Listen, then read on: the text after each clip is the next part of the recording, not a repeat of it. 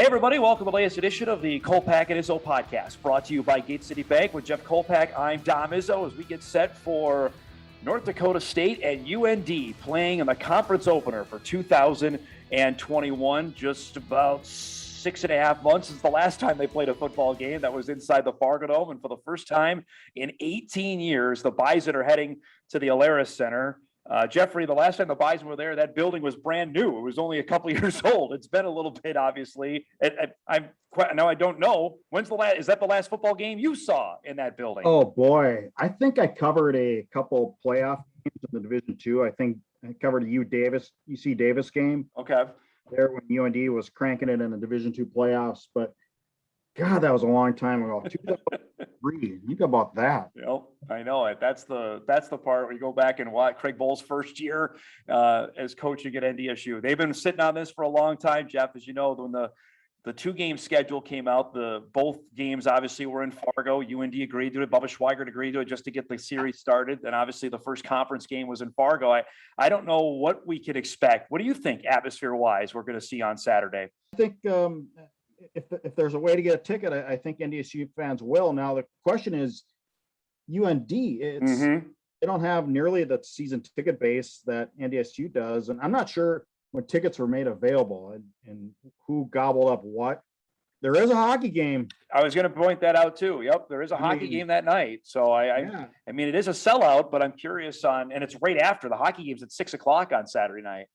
Oh, and there's UND fans, when given the choice, and especially being the opener for the hockey team, it's a hockey town, it's a hockey school. They probably will go to the hockey game.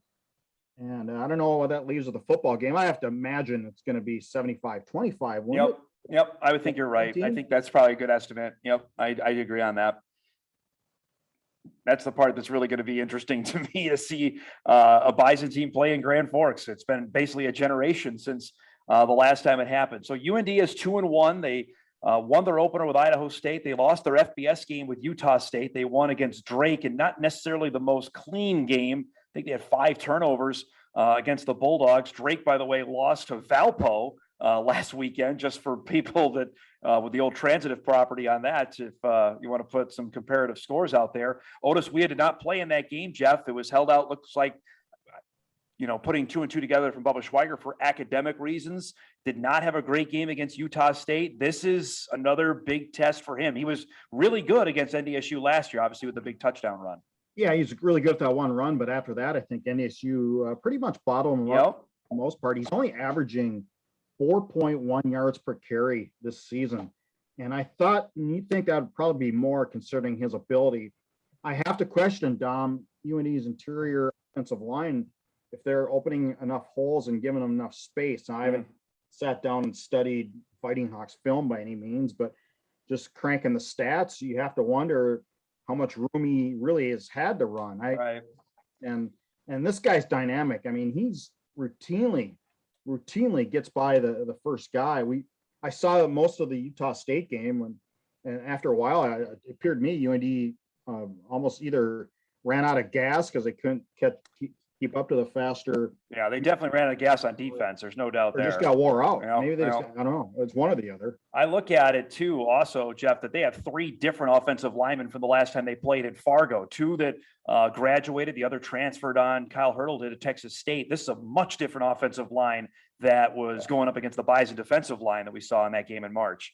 Yeah, they have one good offensive lineman. That's Matt Willetsko, their left tackle. Yep. And he's their guy. But after that, I don't know. And on the other spot, on the other side of the ball, UND's defensive line, have they gotten much better since last? Right. That's my question. Well, here's the thing too. You remember the Bison offense that day where Kobe Johnson got hurt. Dom Ganello is still, fresh on the team and really not had any experience yet. And now you look at what the Bison offense brings to the table with Quincy Patterson, obviously, and the ability for him to run the ball, a healthy and bigger Kobe Johnson, Tamarick Williams, and Jalen Bussey. That's and then you throw in Lipke in there as well. Holy cow, that's a lot to stop. Yeah, and I also think though that they need to get Noah Gindorf going too. He hasn't had a catch this season. No, there's been a couple targets to Babbage, and really the tight ends as a whole, and as good as those two are, have not been a factor so much other than Babbage catching a really pretty touchdown pass. They need to find ways to get them ball. Phoenix Sproles has been quiet. They send around. It's been pretty much all Christian Watson, but there's only so many footballs go around, right, Dom? You can't get everybody happy, but at some point you think they would try to maybe find ways to get those guys involved. It's quite the luxury to have if you're Tyler Roll trying to figure out who to get the ball to and on that Bison offense. I'll look as well for UND skill guys outside of Otis. Garrett Mogg is their big wide receiver. Bo Belquist, obviously, that name is familiar for many a Bison fan. His dad Elliot was a Bison wide receiver. His uncle Alex also was one. He had a touchdown in the game last year. He's still coming back from a pretty serious leg injury that he had against Missouri State in the playoffs. But those are the guys I'm looking at. They don't necessarily have the traditional tight end, but Adam Zavalny has come on the scene, and holy cow, Jeff, and I know you saw him play baseball as well. Another great kid from Park River who's been really good since coming on last spring. It's really an oddity, Dom, with UND's offense. With Zavalny, he leads the team in yards per catch as a tight end. You don't often see tight ends really, do that very in a passing offense per se too. Schuster's the quarterback's really good at the short passes, the medium game, really accurate. I'm really impressed the way he does that. But I think to beat the Bison, he's going to have to use his legs somehow to run and be a dual threat quarterback, because over the years, when the Tampa 2 defense has been hurt by a guy who really puts you in a run pass conflict. And I think they need to, and I'm talking about UND's offense, it needs to really make the Bison linebackers be active and be in a run pass conflict. I just don't think you can sit there and give the ball to Otis like you think he is 35 times and expect Otis will get any room, because then all the linebackers just crash and play the run. You can't do that. I think the way to get Otis some run is you need to make sure and try to Bison linebackers, to at least respect the pass more than just stacking the run against Otis. Here's the interesting thing of how Danny Freund runs with Schuster is that he barely has the ball before it's gone. It's like 2 seconds and out. And I was talking with Kyle Emanuel about this, about how you stop that, because that's how he wants to orchestrate this offense, is to barely have the ball and it's out of his hands. And if you're a defensive lineman, how frustrating can that be? Because you can't get to the quarterback because the ball's already gone. How do you defend it? I guess you can receivers, don't you? Right. Probably jamming at the line of scrimmage, I'd imagine. Yeah. And hope your safeties are there for help as far as a deep route. But, you can't just sit there and play pass with Otis Wea unless, it puts the pressure on the Bison defensive line. If they want to hold UND down and stop them, they got to make some plays. And that's a great segue, because obviously the Bison defensive line lost its senior leader in Spencer Wagee in the Towson game to a torn ACL, as we found out earlier this week, which, granted, this is a strength position for NDSU. They've got a ton of guys. They've played a ton of guys there so far, but you just don't replace a senior All-American, Jeff. And I'm interested to see who's going to get more reps there. Is it Will Mostard? Is it Jake Cava? Is it LaShaka Rokes, kid from Wayzata, who's bulked up? I talked to him earlier this week, and he's added 15 pounds since he got here, and he's just a sophomore. I imagine all three of those guys we're going to see play quite a bit on Saturday. How heavy is Rokes now? Oh, gosh. I think he said 235. Yeah, somewhere around there. Okay. Wagee is 260, and that's what they're going to miss. They're going to miss that guy on the outside who can do a bull rush at 260. And maybe Will Mostard will be that guy. He's around 250 somewhere. Yeah, and I mean, Will is just a freak show, and I think he's coming. I guess preseason was 248 when he came in at. So for Mostard, I like those Mostard brothers. They just pack a punch and bring a wallop, and I like the way their style and the way they play. There's no off switch. Reminds me of the Greg Menard days of. Greg Menard never had an off switch. Not that anybody else does. I mean, all went to the same school. They're all Lakeville North kids you're mentioning. Yeah, so that's a good company to be in for the. And those are the guys I'm looking at. Obviously, what you have with Logan McCormick. Tony Pierce, I think, has had a nice start to the season on the outside as well. But that's where I'm interested to see with a guy with Wagee out, who is going to get more reps, because that's what Nick Gazer and Buda Williams have been preaching of getting as many guys out there as possible. Now we're going to see. We're going to see if that comes home now. Well, they've been preaching. They have depth. So Yep. now we'll see. I mean, now the proof will be in the pudding Saturday at Grand Forks at 2:00 on the DNs. Or will they rotate as much as they have in the past? Or will they maybe play McCormick more and Braden Thomas is outstanding? Yes, that's the other guy I was going to mention there. He's been really, really good, already with 3.5 sacks so far this season. James Kaiser will be back. It's been a crazy month for him. Obviously, he missed the last 2 games battling an injury, got married last week. It's a big deal to have him back, Jeff, just flying around on the outside. He's a hitter, boy. Yep. He can hit for his size, and I still question the Bison and the size of their linebackers. Hankey's 219, 220. Jair Cox came in as a safety. Kaiser came in as a safety. Are they big enough on the outside to stick their nose in there? They're tough enough. We know that, but you can be tough all you want, but taking on some linebackers some offensive linemen as a linebacker at 210, that's a different deal. Cox has played really well. I've heard that. I've asked that was Matt Entz was saying we need to see him raise his game. And I think he's done that. He was all over the field. I thought that Saturday night in Towson a couple weeks ago, I thought he made some really nice plays. He looks big too. I just seen him after the game. He looks bigger to me. He's not Jabril size. He's not 6 feet and 235, but he just looks bigger to me, which is a good deal. And like I said, maybe he is bigger than what he's listed. I mean, it wouldn't be the first time that, we can't take the roster as Bible and be. With the depth they developed there, Cole Wisniewski's going to play a bit. Yes. Luke Wirtz is going to get out there and play as well. That it's not just those 3 that we're going to see those other 2 guys out there and play quite a bit, I would imagine.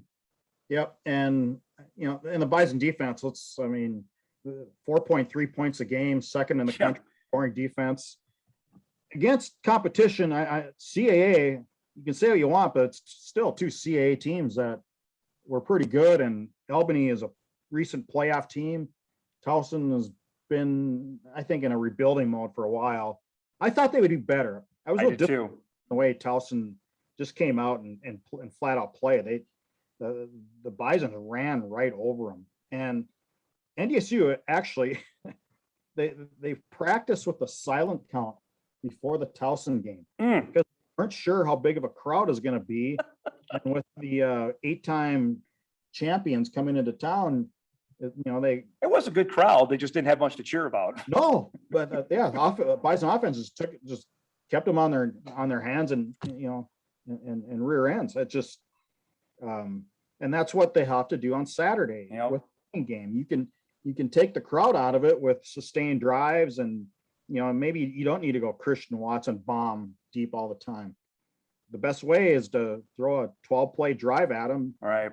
And 6-7 minutes off the clock and scoring and taking the lead. That's going to be a big deal. Well, that's the thing I'm interested on is the first, 5 minutes of this game with UND's fans revved up. And if UND gets some early momentum, let's see how NDSU plays from behind. It hasn't happened yet, Jeff. So that's crazy to say through 3 games, how they deal with trailing because they haven't had it. It's commonly called keeping your cool. Mm-hmm.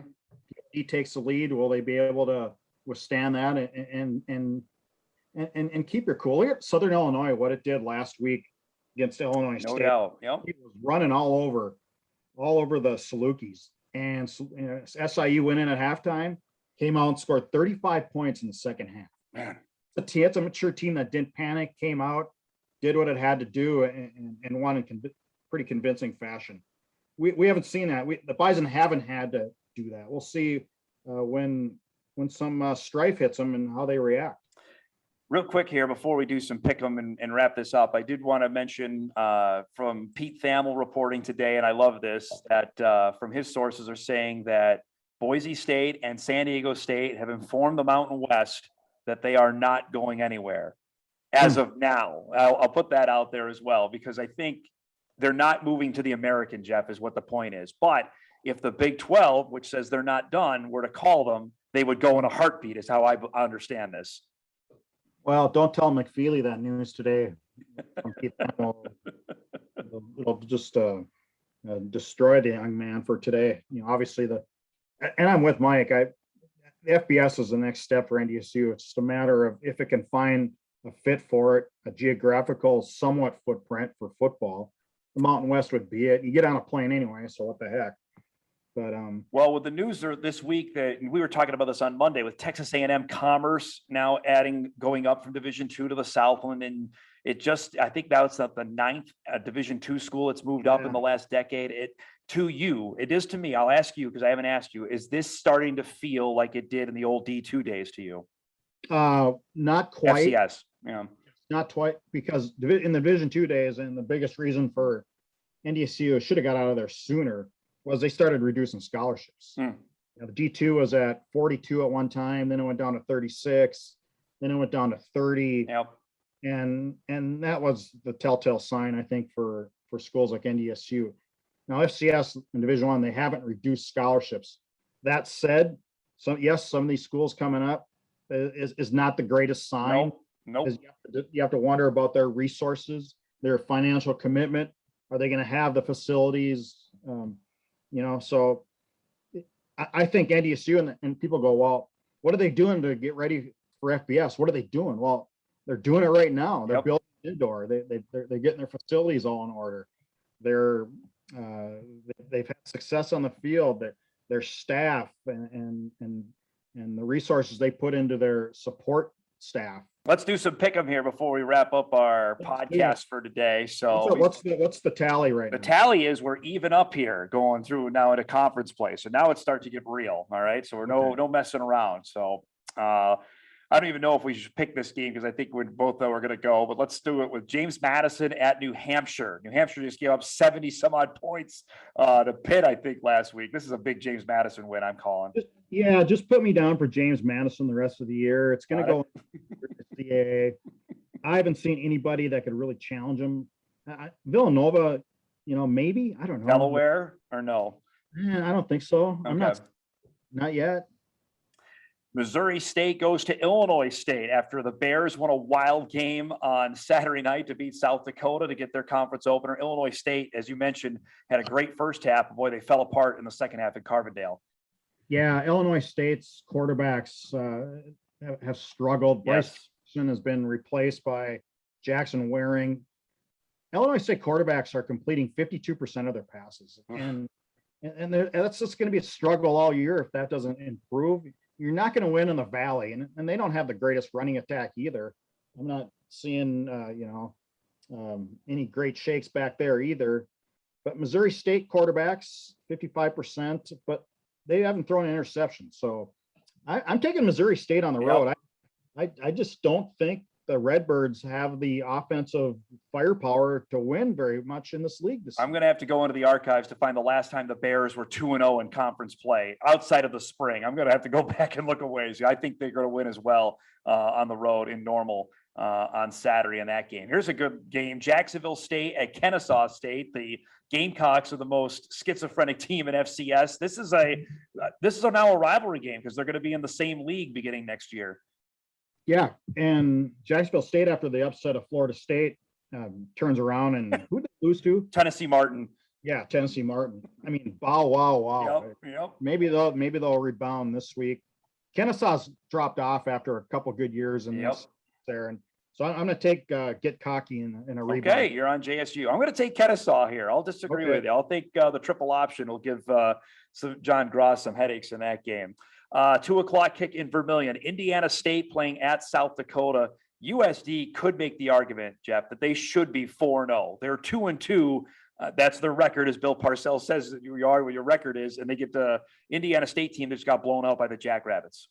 Yeah, USD though outscored 17-0 in the second half. Yep. State last week, and that surprised me considering the way the Coyotes have played and really been much better than they were last spring. It's homecoming down at the Dakota Dome. Indiana State leads the league, I think, in homecoming opponents. Their offense has been really blah too. Two losses, 200 yards or less in both their losses. I'm taking the Coyotes in homecoming. Yeah, I think USD wins there. SIU goes to Western. This is a blowout, I think. I don't think SIU gets tough. It gets Western won at Youngstown, but I think SIU wins pretty handily here. Western, guess what they are in the FCS in scoring defense? Oh, goodness. It can't be good. They're in the 110. hundreds? Okay. 110, yeah. 42.5 points per game. Yikes. Southern score at will. They'll score 50.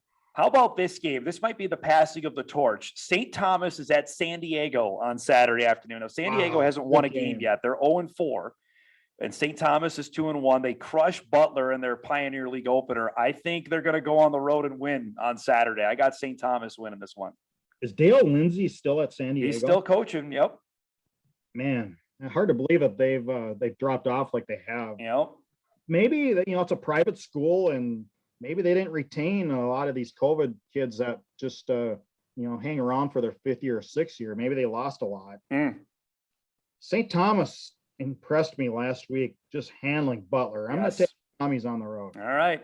Youngstown State lost at the Horn to Western Illinois. They go and take on Northern Iowa. It's homecoming in Cedar Falls for the Panthers, who we'll see next week when they come to Fargo.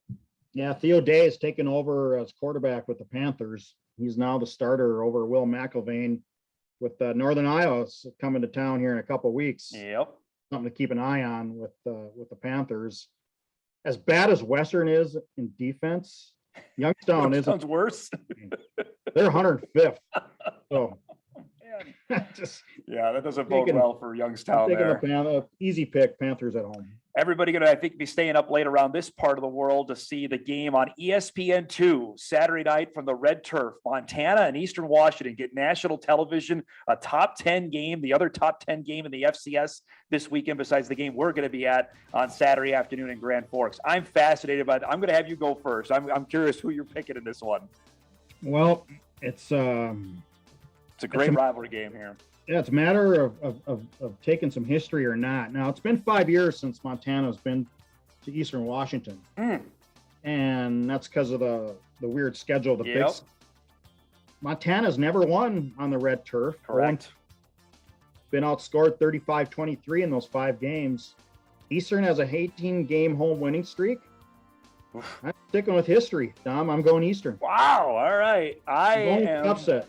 I am going to go with defense on the road. You always preach that to me. So I think Montana's D has been awesome so far this year. Eastern Washington gave up, 55 to Western Illinois. We saw them a couple weeks ago in that game in Macomb. I think it's a fun game, but I think the Grizz win it, let's say 21-17. I think it's going to be they're going to hold Eric Bury that far We'll see. We'll see. That's the fun part about what's going to happen coming up on Saturday night. As I mentioned, of course, we'll have Bison Game Day live 10 a.m. on WDAY. Jeff, myself, and a cast of thousands will be up at the Alerus Center to give you the game. And then, of course, our broadcast at 2 o'clock on WDAY for NDSU and UND. And then Jeff, Mike McFeely, and Zach Staten will be along post-game to wrap everything up. You can check that out at Bison Media Zone and also at Inforum.com. We've waited for this a long time, Jeff. The Bison in Grand Forks. It's going to be a lot of fun, I think, on Saturday night. Yeah, I'm going to wake up Saturday like, let's go. Yep. There we go. All right, game show is going to be fun, and it's just going to be a great day up there. Awesome stuff. For Jeff Kolpack, I'm Dom Izzo. That's the latest Kolpack and Izzo podcast, brought to you by Gate City Bank.